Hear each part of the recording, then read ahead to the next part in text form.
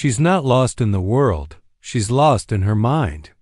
And the tragedy is, she doesn't even realize it, because the fantasy feels more comforting than the truth. Many walk through life with their eyes open, yet their hearts asleep. They see what they want, not what is. They hear what soothes them, not what is spoken. And some, like her, build entire realities not from stone or soil, but from illusion. She does not lie to others. She lies to herself. Because the truth is too heavy, too raw, too real. But reality is not the enemy. Reality is the master that teaches the soul to rise. Let us walk together through 6 sacred lessons she must one day learn.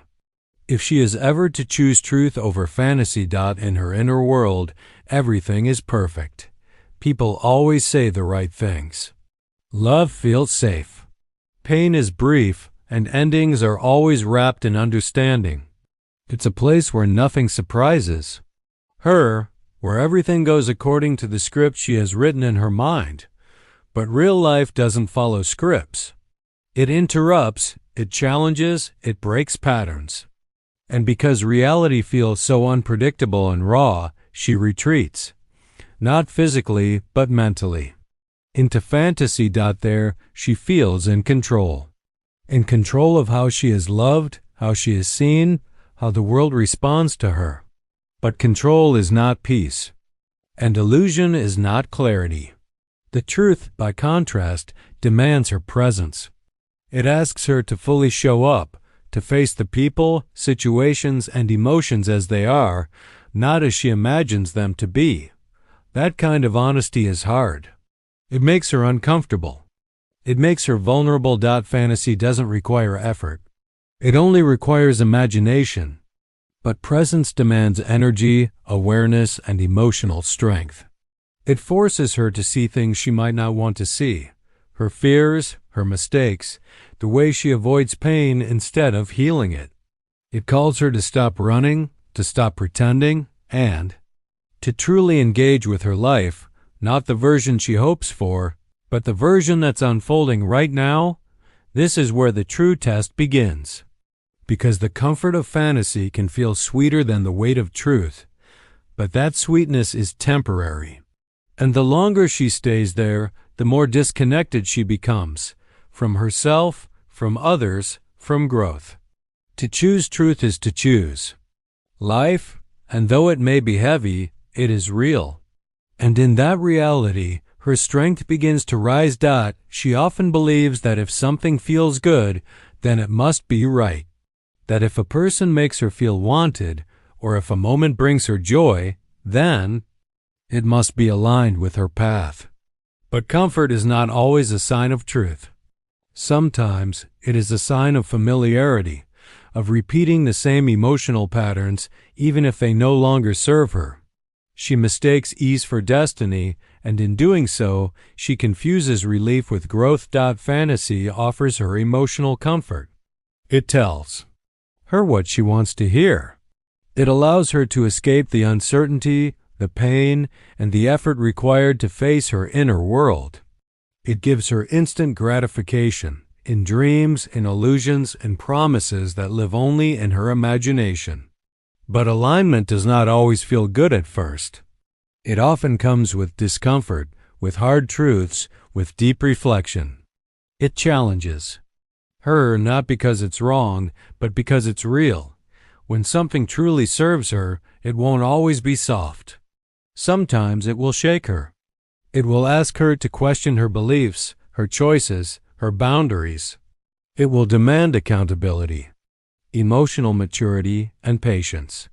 These things don't feel like fantasy. They feel like work. But they are the path to freedom. She must begin to feel the difference between what comforts her ego and what feeds her soul. The ego seeks ease, validation, and control. The soul seeks truth, even when it's uncomfortable. And only when she's willing to choose discomfort for the sake of growth will she begin to break the cycle. Because true alignment doesn't come to keep her safe, it comes to make her whole. And the path to wholeness often begins where comfort ends. Dreams by themselves are not the problem. In fact, they are beautiful. They give direction, hope, and meaning. But the pain begins when she becomes attached to a very specific version of how those dreams must unfold.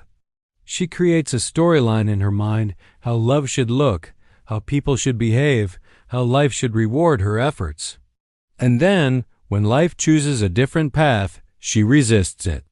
She clings tighter to the fantasy, hoping that if she holds on long enough, reality will bend to match her imagination. But life does not work that way. Reality moves with its own intelligence. And often, what life offers is not what she planned, but it's exactly what she needs. Her attachment to fantasy prevents her from seeing the value in what is actually happening.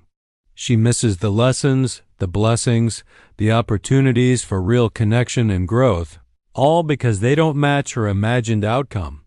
The truth is, surrendering does not mean giving up on her dreams.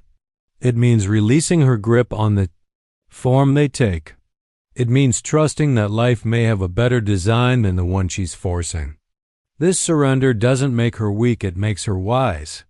It opens her to transformation, to paths she never considered, to love that may not look like her fantasy, but feels more real than anything she's known, when she learns to stop trying, to control the shape of her dreams and starts listening to the rhythm of her reality. Something shifts. She becomes less reactive, more grounded. She begins to live in the present, not in projection. And in that space, she finds something even more powerful than fantasy, the unfolding of her real life, guided not by expectation, but by trust. She carries stories in her mind, stories that protect her from pain, from rejection, from the sting of being seen too deeply. In her world of fantasy, there is control. She can rewrite endings. She can shape how people feel about her. She can avoid confrontation, vulnerability, and truth. It is safer there. She never has to face what she's not ready to accept. Fantasy becomes her shield. It softens the edges of reality, edits out the discomfort, and creates the illusion of perfection. But this protection is temporary. And over time, the gap between what is imagined and what is real begins to widen. The world starts to feel unfamiliar. People feel disappointing. Life feels harder than it should be, not because it actually is, but because her expectations were never rooted in truth.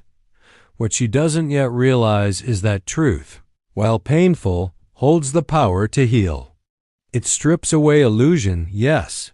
It exposes what's hidden, yes. But in that exposure, she finally sees herself. Not the version she performs, not the version others want, but the raw, real core of who she is. And from that place, true healing can begin. Truth is uncomfortable because it reveals. It brings her face to face with the patterns she repeats, the wounds she hides, the roles she plays. But unlike fantasy, which only delays pain, truth transforms it. It asks her to sit with it, learn from it, and release it. It's not easy, but it's freeing. Eventually, she must choose. Continue protecting her wounds with illusion, or allow truth to enter and guide her healing. Only one leads to peace. And it is not the one that keeps her comfortable, it is the one that sets her free. She avoids the truth, not because she doesn't know it, but because she fears what it might destroy. Deep down, she senses that facing reality will unravel the image she has carefully built of herself, of her relationships, of how her life is supposed to be. She believes that if she acknowledges what's real, it will break her. But what she doesn't understand yet is this: truth does not come to destroy her. It comes to strip away what is false. She holds tightly to illusions because they feel familiar. She tells herself stories that keep her safe, stories that justify staying, waiting, hoping, or pretending. She fears that if she lets go of them, she'll be left with nothing. But the opposite is true. When the illusion breaks, It's not her soul that shatters, it's the false identity she's clung to. And in that breaking, something new begins to emerge, something honest, something whole. Avoiding the truth delays her healing. It keeps her in cycles that repeat, hoping for different results from the same decisions. But healing cannot happen where lies live. Growth cannot root itself in denial. Truth is sharp, yes, but it also clears the way. It tears down the walls that have kept her from seeing who she really is and what she truly needs. The moment she stops running from the truth is the moment she begins to rebuild on solid ground, not on dreams that crumble under pressure. She will come to see that what broke her was never the truth, but the lies she lived in. And as she surrenders to what is real, she'll find a strength she didn't know existed, not in perfection, not in fantasy, but in the quiet, grounded courage that only truth can give. In her mind, love is flawless. It's always passionate, always certain, always fulfilling. It's the kind of love that completes every sentence, heals every wound, and never walks away. But that version of love only exists in fantasy. In reality, love is much more complex. It doesn't follow a perfect rhythm.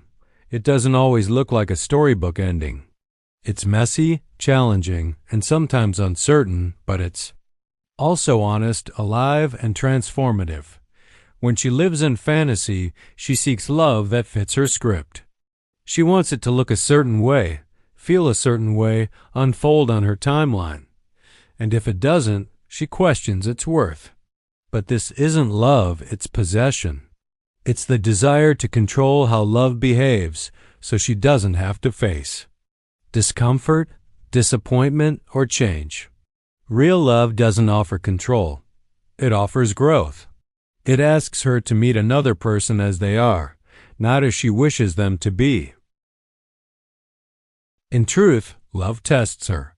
It mirrors back her fears, her insecurities, her habits. It doesn't always feel good, but it is real. And in that realness, she learns patience, communication, forgiveness, and strength. It stretches her, refines her, and deepens her capacity to connect, not just with someone else, but with herself. When she lets go of the fantasy, she discovers something far more meaningful. She finds a love that isn't perfect, but is present. A love that doesn't pretend, but perseveres. A love that doesn't escape discomfort, but walks through it. This love isn't built on illusion, it's built on truth. And though it may not feel as magical as the story in her head, it feels more sacred because it's real. And real love, no matter how imperfect, is what her soul has always been searching.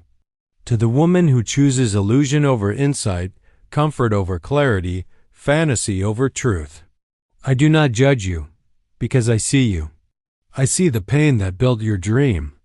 I see the fear that keeps you there, but I also see the power within you, waiting for the day you will stop running from reality and start living in it, because truth may not be easy, it may not be gentle, but it is always freeing.